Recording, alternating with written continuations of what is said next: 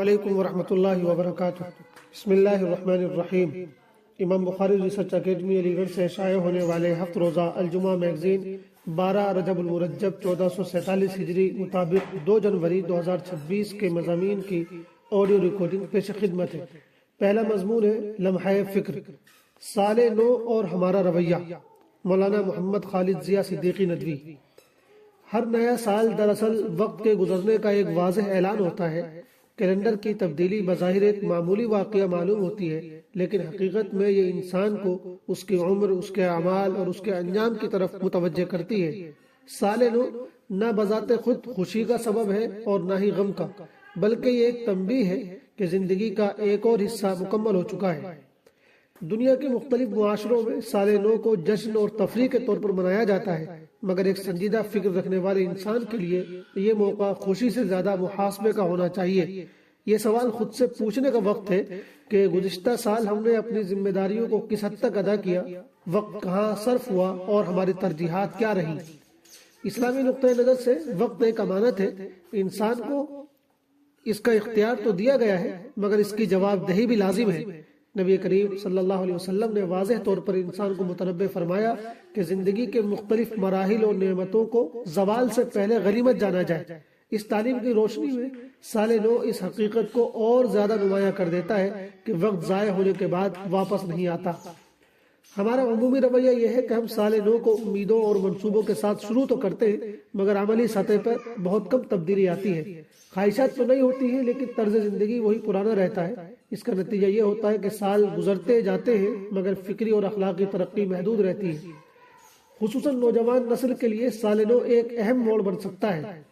اگر یہ وقت محض تفریح، بے مقصد مصروفیات اور وقتی خوشیوں میں گزر جائے تو یہ عمر کے قیمتی حصوں کو ضائع کرنے کے سوا کچھ نہیں ہے۔ اس کے برعکس اگر اسی موقع کو اپنی تعلیم، کردار سازی اور دینی و اخلاقی ذمہ داریوں کے شعور کے ساتھ استعمال کیا جائے تو یہ مستقبل کی سمت متعین کر سکتا ہے۔ ایک سنجیدہ اور باخبر فرد کے لیے سال نو کا مطلب یہ نہیں ہوتا کہ وہ غیر ضروری رسموں میں الجھ جائے، بلکہ وہ اس موقع کو اپنی زندگی کے جائزے کے لیے استعمال کرتا ہے۔ وہ یہ دیکھتا ہے کہ اس کے قول و فعل میں کیا فرق ہے، اس کے معمولات میں کیا بہتری لائی جا سکتی ہے اور کون سی کمزوریاں ہیں جنہیں دور کرنے کی ضرورت ہے۔ یہ بات واضح رہنی چاہیے کہ سال نو نہ تو خود اصلاح کی ضمانت ہے اور نہ ہی بگاڑ کا سبب۔ اصل چیز انسان کا رویہ ہے۔ اگر سال نو ہمیں غفلت میں مبتلا کر دے تو یہ نقصان ہے، اور اگر ہمیں سوچنے، سنبھلنے اور بہتر بننے کا موقع فراہم کرے تو یہی اس کی حقیقی قدر ہے۔ اللہ پاک یہ نیا سال ہم سب کے لیے خیر کا ذریعہ بنا دے، آمین۔ دوسرا مضمون ہے وعظ و نصیحت، حضرت لقمان کی نصیحت ہے، محمد فرید حبیب ندوی۔ حضرت لقمان ایک عظیم انسان گزرے ہیں۔ یہ حضرت ہود علیہ السلام کی قوم میں سے تھے اور اپنی قوم کے بادشاہ تھے۔ اس بارے میں کوئی فیصلہ کن بات نہیں کہی جا سکتی کہ وہ نبی تھے یا نہیں۔ زیادہ تر لوگوں کی رائے یہ ہے کہ وہ نبی نہ تھے، مگر پھر بھی ان کی نیکی اور ان کی اچھی باتوں کی وجہ سے قرآن مجید نے ان کا ذکر بڑے اہتمام سے کیا ہے، اور سورہ لقمان کے نام سے ان کے نام پر ایک سورت بھی قرآن میں نازل کی گئی ہے۔ آپ دنیا میں حکیم لقمان کے نام سے جانے جاتے ہیں۔ حکیم کا مطلب یہ ہے کہ ان کی باتیں بڑی حکمت و دانائی اور سمجھداری کی ہوتی تھی۔ قرآن مجید نے ان کی چند نصیحتیں نقل کی ہیں جو انہوں نے اپنے فرزند کو کی تھیں۔ یہ نصیحتیں بڑی اہم اور قیمتی ہیں۔ اللہ تعالیٰ کا ارشاد ہے، اعوذ باللہ من الشیطان الرجیم، وَإِذْ قَالَ لُقْمَانُ لِابْنِهِ وَهُوَ يَعِظُهُ يَا بُنَيَّ لَا تُشْرِكْ بِاللَّهِ إِنَّ الشِّرْكَ لَظُلْمٌ عَظِيمٌ إِلَى آخر الآیات۔ ان آیات کا خلاصہ یہ ہے کہ نمبر 1، بیٹے اللہ کے ساتھ شرک مت کرنا، بے شک شرک بہت بڑا ظلم ہے۔ نمبر 2، بیٹے زمین و آسمان کی ہر چھوٹی سے چھوٹی چیز خدا پاک کے علم میں ہے، اس لیے گناہ چاہے چھوٹا ہی کیوں نہ ہو وہ خدا کی نظروں سے چھپ نہیں سکتا۔ نمبر 3، بیٹے نماز قائم کرو، بھلائی کا حکم دو، برائی سے روکو، اور تم کو جو پریشانی اور تکلیف پیش آئے اس پر صبر کرو۔ نمبر 4، لوگوں کے ساتھ مسکرا کر ملو اور گھمنڈ اور تکبر کی وجہ سے ان سے منہ مت موڑو اور کسی سے ملتے ہوئے چہرہ مت بگاڑا کرو۔ نمبر 5، زمین میں اکڑ کر مت چلو، بے شک اللہ کو گھمنڈی، متکبر، اترانے والا اور شیخی مارنے والا انسان بالکل پسند نہیں۔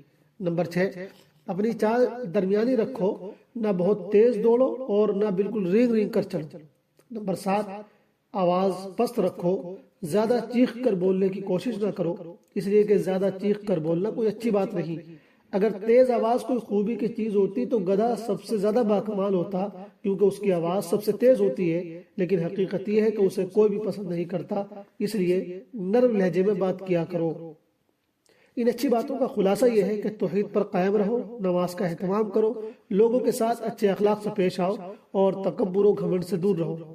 سچی بات یہ ہے کہ ان چند جملوں میں پورے دین کا خلاصہ آ گیا ہے۔ اگر ہم ان باتوں پر عمل کرنے والے بن جائیں تو اس دنیا میں بھی کامیاب ہو جائیں اور آخرت میں بھی۔ اللہ پاک ہمیں عمل کی توفیق عطا فرمائے، آمین۔ تیسرا مضمون ہے فکر و احساس، گھر والوں کو دین کا پابند بنائیے۔ محمد فرید حبیب ندوی۔ گھر کی اصلاح کے سلسلے میں ہمارے یہاں صحیح توجہ نہیں پائی جاتی۔ ہم میں سے بہت سے لوگ یہ سمجھتے ہیں کہ ہماری ذمہ داری صرف اتنی ہے کہ بال بچوں کی ضرورتیں پوری کر دی جائیں، ان کے کھانے پینے کی چیزیں مہیا کر دی جائیں اور بس۔ کچھ لوگ اس سے آگے سوچتے ہیں تو بس اتنا کہ ہمارے بچے کوئی اچھی ڈگری حاصل کر لیں تاکہ انہیں ایک اچھی سی جاب مل جائے۔ یقیناً یہ سوچ بھی اچھی ہے اور ہمیں اپنے بچوں کے مستقبل کے بارے میں سوچنا بھی چاہیے، لیکن ذرا سوچئے کہ کیا ایک مسلمان ہونے کی حیثیت سے ہماری ذمہ داری صرف اتنی سی ہے؟ کیا ہماری یہ ذمہ داری نہیں ہے کہ ان کی دینی تعلیم و تربیت کی فکر کی جائے، ان کے اخلاق و عادات کی اصلاح کے بارے میں سوچا جائے، ان کے اعمال و عبادت پر نظر رکھی جائے، ان کے ایمان و عقیدے کی درستگی اور پختگی کا خیال رکھا جائے؟ ایک ذمہ دار ہونے کی حیثیت سے کیا ہمارا یہ فرض نہیں کہ ہم نگاہ میں رکھیں کہ گھر کے لوگوں نے نماز پڑھی یا نہیں، وہ گناہ کے کام تو نہیں کر رہے ہیں، وہ موبائل کا غلط استعمال تو نہیں کر رہے ہیں، وہ نشے والی کوئی چیز استعمال تو نہیں کر رہے ہیں، ان کا اٹھنا بیٹھنا کس طرح کے لوگوں کے ساتھ ہے؟ اگر ہماری غفلت اور بے پرواہی کی وجہ سے ہمارے بچے اور گھر کے دوسرے افراد دین سے دور ہو رہے ہیں، یا ان کے عقائد خراب ہو رہے ہیں، یا اعمال و عبادات میں وہ کوتاہی کر رہے ہیں، یا ان کے اخلاق و عادات میں بگاڑ آ رہا ہے، تو یاد رکھیے کہ ان کے گناہ میں ہم بھی برابر کے شریک ہوں گے اور اللہ تعالیٰ کے یہاں ہماری بھی پکڑ ہوگی۔ قرآن میں اللہ تعالیٰ نے انسان کو جہاں یہ حکم دیا ہے کہ وہ اپنے آپ کو جہنم سے بچانے کی فکر کرے، وہیں اس کو یہ بھی حکم دیا ہے کہ وہ اپنے بال بچوں اور ماتحت لوگوں کو بھی جہنم کی آگ سے بچانے کی کوشش کرے۔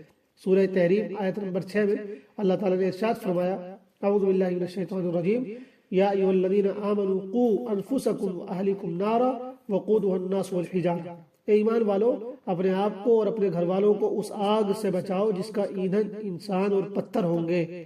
اللہ کے رسول صلی اللہ علیہ وسلم نے اپنے ایک صحابی کو یہ نصیحت فرمائی تھی کہ تم اپنے گھر والوں کو اللہ تعالیٰ کے معاملات میں ڈراتے رہنا۔ صحیح الترغیب حدیث نمبر 570۔ خود اللہ کے رسول صلی اللہ علیہ وسلم کا بھی یہی معمول تھا، آپ کو اپنے گھر والوں کی بڑی فکر رہتی تھی، آپ ان کو نماز کے لیے بیدار کرتے تھے اور انہیں آخرت کی یاد دلاتے رہتے تھے۔